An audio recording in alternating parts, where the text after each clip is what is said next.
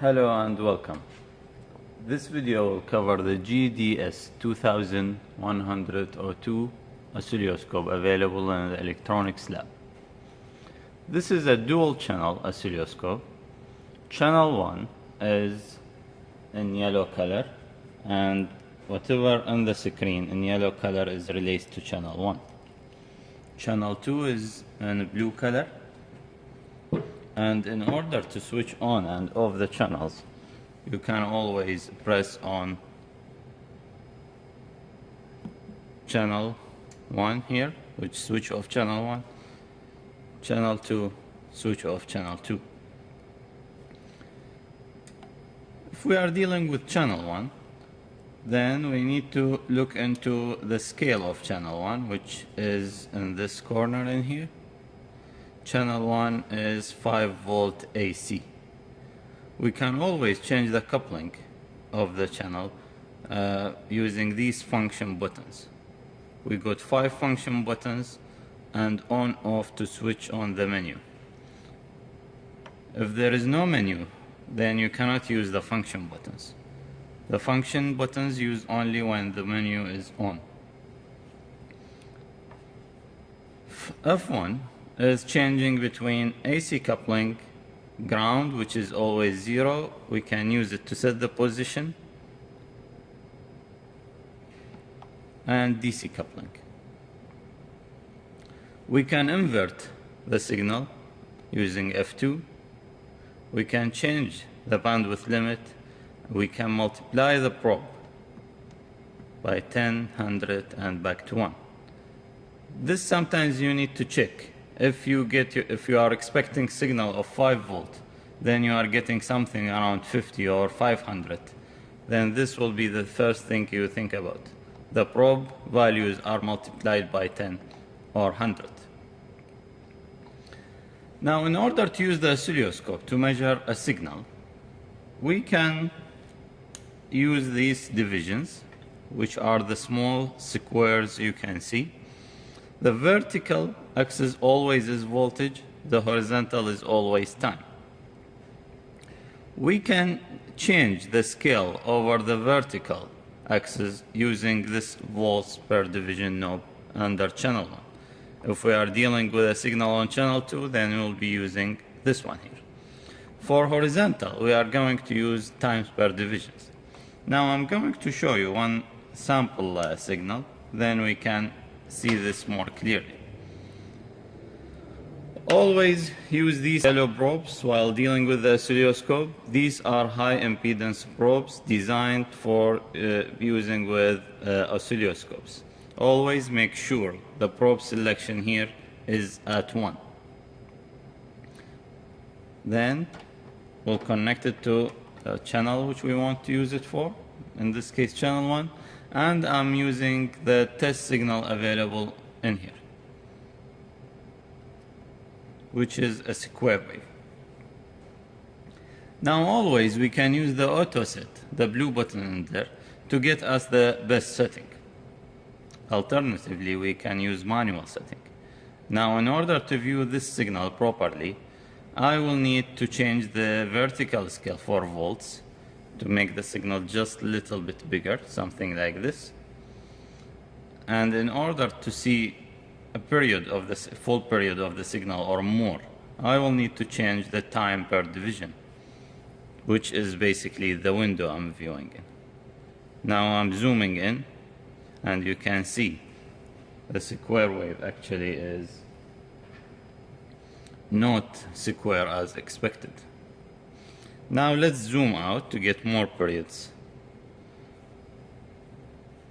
We can always change the position using these 3 knobs. These 2 works for voltage in channel 1 and channel 2, and this is the horizontal position.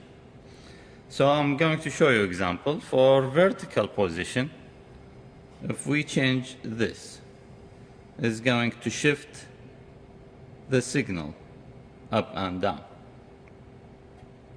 If we change the horizontal position, you can see the signal is moving around.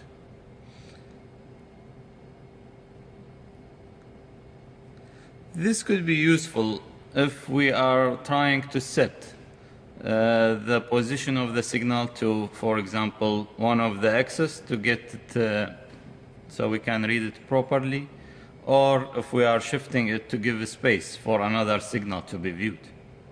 Now let's cover quickly one of the basics on how to read a signal value. We are going to use the position to make sure that at least one side of the signal is at one of the divisions, and I'm going to use the lower division in here.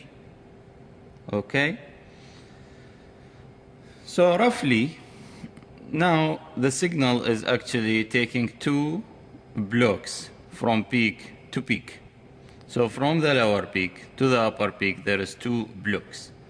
Each block is equal to the scale available in here. So channel 1 equal 100 volt DC, means I'm getting 200 volt. But if we look in here, we should be getting really 2 volts. Thus tell me maybe the probe is actually multiplied by 100. So we'll switch on the menu and we can see the probe is multiplied by 100. We are going to change that to make sure it's 1. We can switch off the menu. Now this is our signal and the scale here is 1 volt per division. So 2 divisions means peak to peak voltage is going to be 2 volts. Peak voltage, if we consider it from the 0 axis to the peak, is going to be 1 volt. Now in order to check the time period or the frequency is 1 over t, and t in this case is a time required for a full period to finish, which is 1 and 2 divisions. So 2 divisions, and this time, because it's a horizontal scale, we will need to look into the time scale, which is given in the green here. Not the channel 2. Channel 2 is the voltage scale for channel 2. Just above that, there are 500 microseconds. So we get 1,500 plus 500. We get 1,000 microsecond as t. We invert that and we get the frequency, which get us to 1 kilohertz. Now these digital oscilloscopes give you a quick frequency reading, which you can always find it in the lower corner. However, if you are checking different signals with different frequency, you might need to check yourself for the accurate frequency. Now I'm going to cover quickly some of the functions available in this oscilloscope. These function buttons will have different purpose as we change between screens. Now let's connect channel 2 so we can have always 2 signals to compare with. I'm going again to use this kind of probes. Always this side wire goes to ground. In this case we don't need to connect it to ground because the source is having similar ground, which is the oscilloscope itself. So this is connected here now for test. We are going to switch on channel 2 and we get the blue trace, which is for channel 2. Now I'm going to switch off the menu and use the position to separate these 2 signals. Now this is a good example to tell you oscilloscope is a device to view signals. It's not generating the signal and it doesn't control the signal source. So now we can see it's the same signal. They are both supplied by the oscilloscope and they should be 2 volts square wave at 1 kilohertz.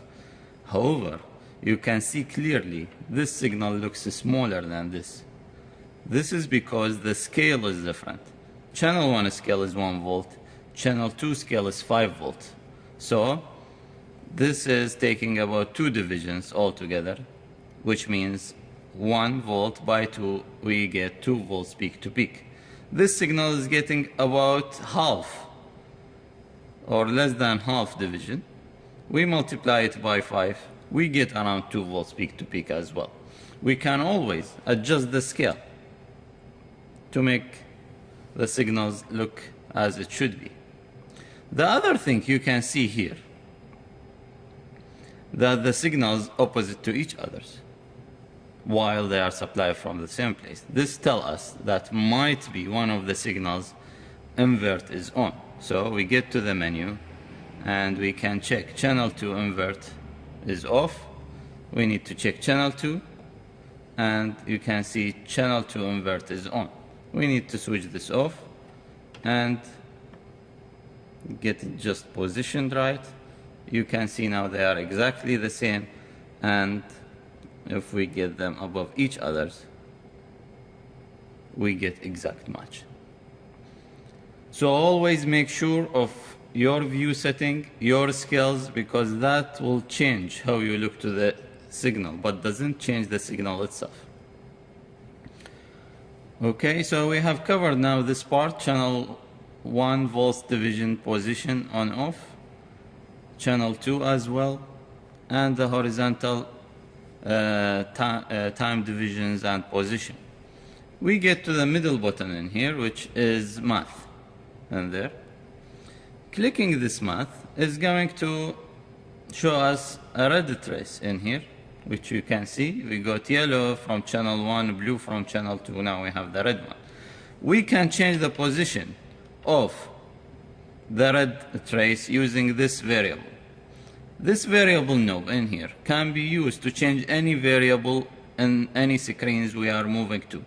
So in our case now, the only variable is the math position. So changing this knob is changing the math position, which you can see.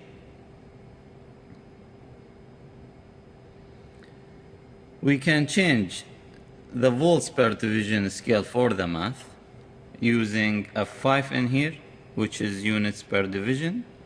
You can get reading of the position, which we will basically select what we are changing. If we click on F4, basically there is no more variable at this point.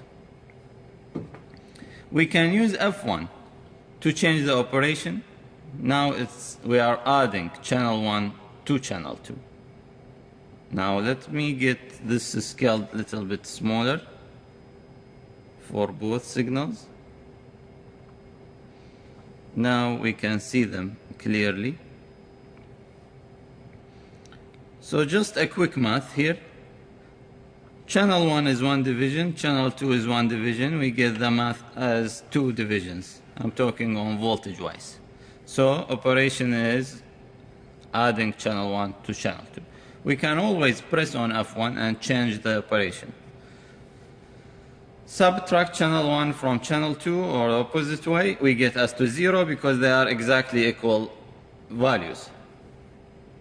Now we can change this operation to third and last one, which is FFT, fast Fourier transform. Fast Fourier transform is going to give us the Fourier spectrum of the signal.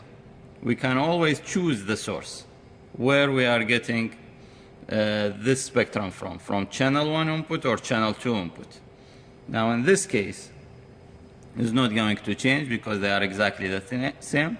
We can change the window setting, we can change the position, and we can change the units per division. Now we are getting 10 dB per division. Again, we can change the position. Now we click on F4 and use the variable, and that is going to give us the spectrum. We can change the units per division, 5 dB is larger, 2 dB, 1, and 20. 20 is a bit smaller, so we can get the Fourier transform.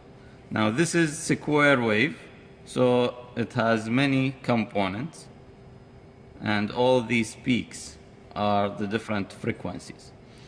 Now one thing you need to keep in mind while using the fast Fourier transfer operation, you will need always to have 10 periods of the signal on the screen. Otherwise you are going to get wrong values. So we have now 1, 2, 3, 4, 5, 6. We will need to get more than that. So we'll change time division using this knob to get more. Anything more than 10. So now this is more accurate fast Fourier transform. We get the first component, second, third, fourth, and so on. We can get the values of them using the cursor, which is in here. We get a source.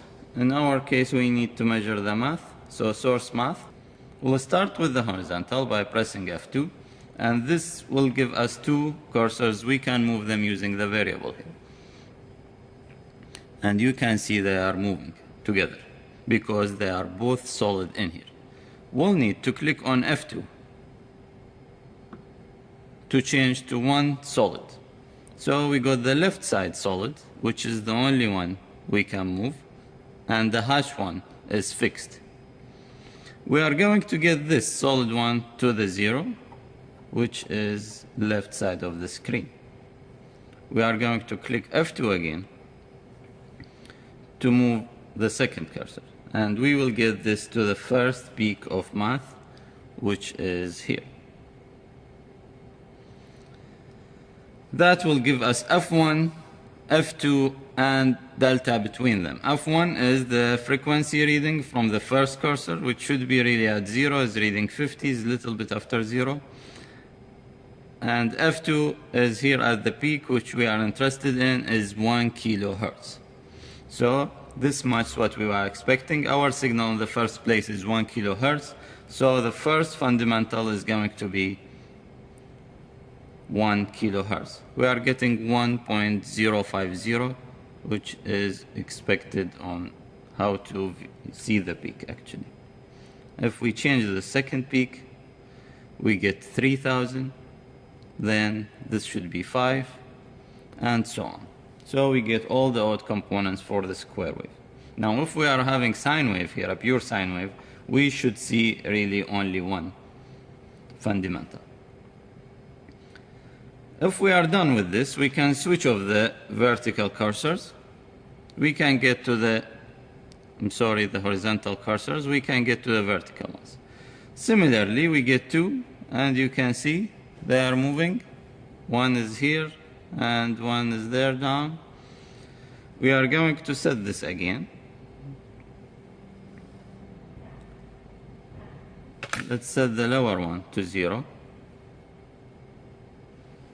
And we are going to set it where we see M. M with arrow is the reference of math signal. 1 with arrow is reference for channel 1. 2 with arrow is reference for channel 2. So we get the lower cursor to reference of M. We need to start over. Now the upper cursor can go to the peak of these components. We are going to get readings in here, in dB. M1, M2, and delta between them. In this case, we might look into delta, which will give us the values we are looking for. The second peak, likewise, and so on. So this is basically for cursors. We can switch them off both and switch off the menu. Let's get back to normal channels by switching off the math, switching off the menu in here, and get on the different buttons available at top here. As I told you, auto start is going to give the best viewing settings for both voltage and time. Acquire, we don't really use this function during the normal labs, but this can decide on how the oscilloscope really acquiring the signals. And you can change the settings in here using the functions available. Display, again, this is something you don't need to change, which is how the display, how the oscilloscope display in general. The type of it, which can be dots, vectors, for example, this is dots.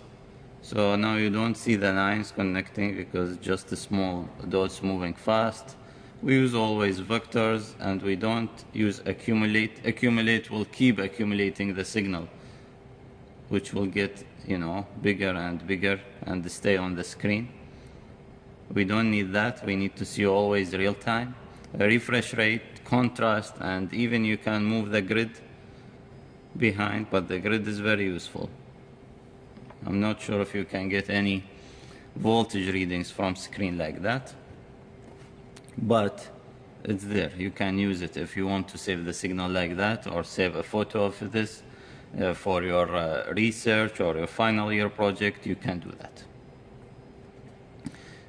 Utility, general utility here, which is language and connection to a printer, connection to a computer. You can get it all here. Program, again, is the program version of the oscilloscope, which is something you don't need to play with. Cursors, we cover them.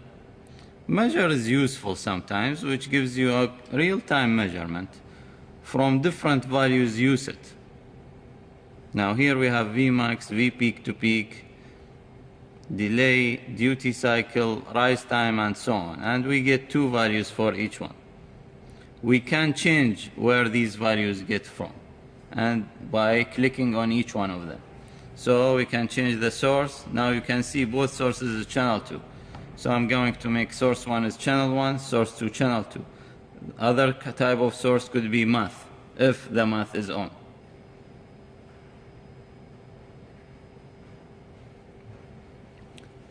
So measure will give always the selected sources values. Again, these values we can change. Now we are doing voltage. We can do time or frequency. All the different settings you can change in here. You can always get to the previous menu and get the readings. Clicking on measure again, you can select which channel, and that will give you everything related to that channel on the screen. If we select channel 1, then you get all the different values for both voltage and frequency or time on both sides. You can see duty cycle, peak to peak voltage, maximum voltage, RMS, and so on. Select off, which is F5.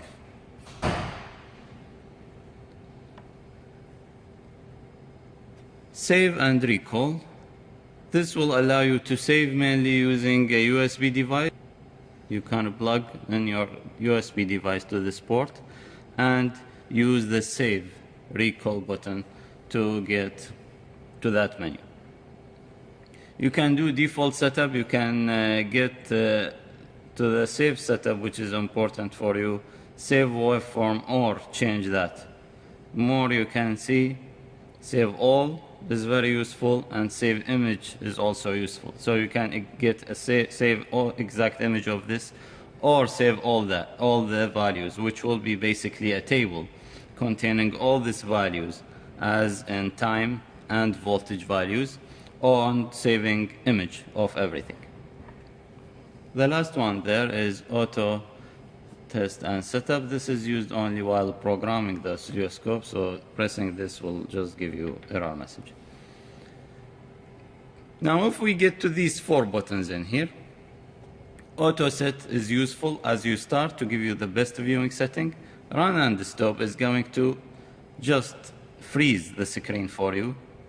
So now even if we remove channel 1 and channel 2, the screen will be just like that. So it's like a screenshot of what you got. You can use the position for both horizontal and vertical. If we press again on that and run, it will get you to run. So again, Autoset in here.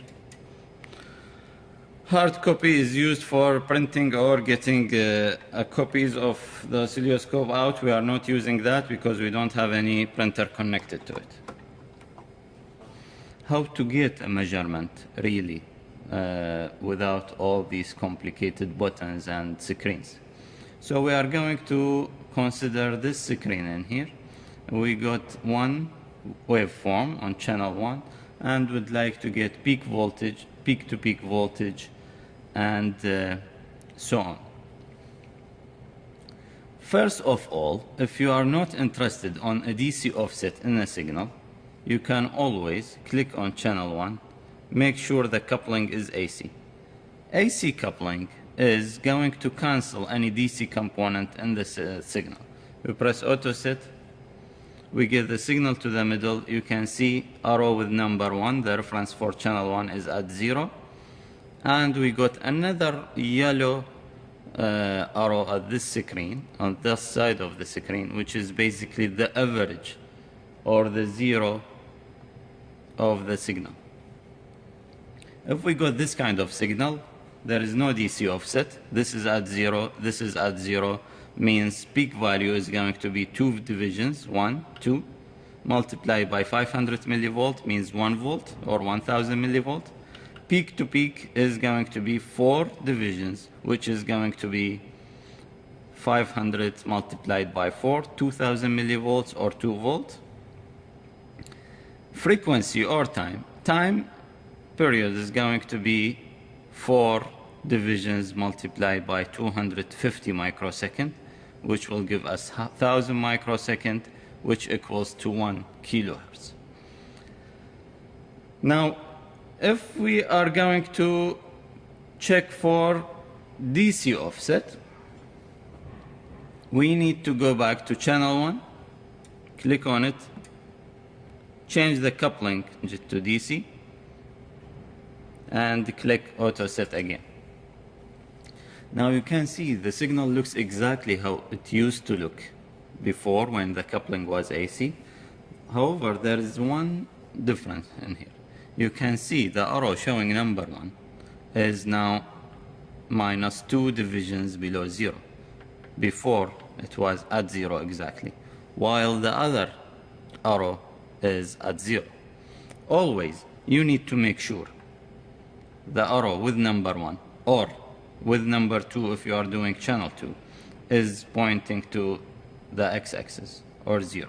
We do that by changing the position. Okay? If the signal is larger or you cannot view it, you can always change the scale.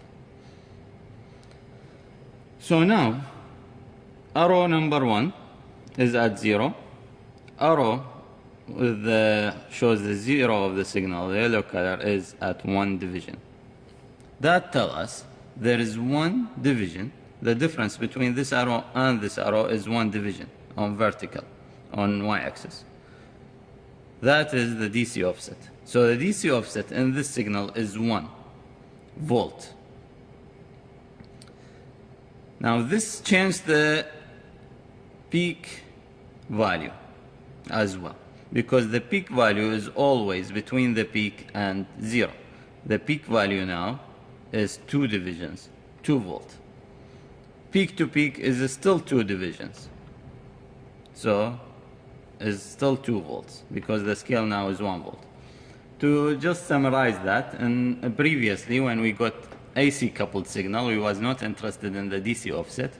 Peak to peak value is equal to peak value here, which was 2 volt. Peak value before an AC coupling was 1 volt. Here we got 2 volts peak value because always the peak is from the upper peak to 0. DC offset previously was 0 because these two arrows was both at x-axis, which is 0. Now there is 1 division difference between them, and that will be the DC offset of 1 volt. In order to measure phase shift in the oscilloscope, we are going to, for phase shift always you should have 2 signals, obviously. Normally, while measuring the phase shift, the 2 signals should have exactly the same frequency. We'll need to get them positions on the top of each other. We can always use the time per division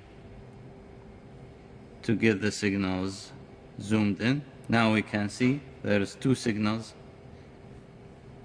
and the phase shift will be the difference between the rising of channel 1 and channel 2.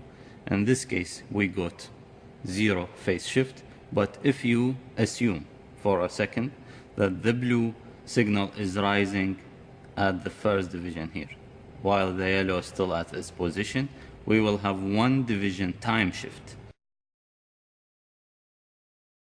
which is equal to 25 microsecond based on the time scale. So we will have 25 microsecond time shift. You will need to calculate the phase shift based on that. So this is basically it for the oscilloscope. Always remember to use the blue probes with the oscilloscopes. Don't use them with the function generator because they have high impedance, and always switch off the equipment if you don't use it. Thank you for watching.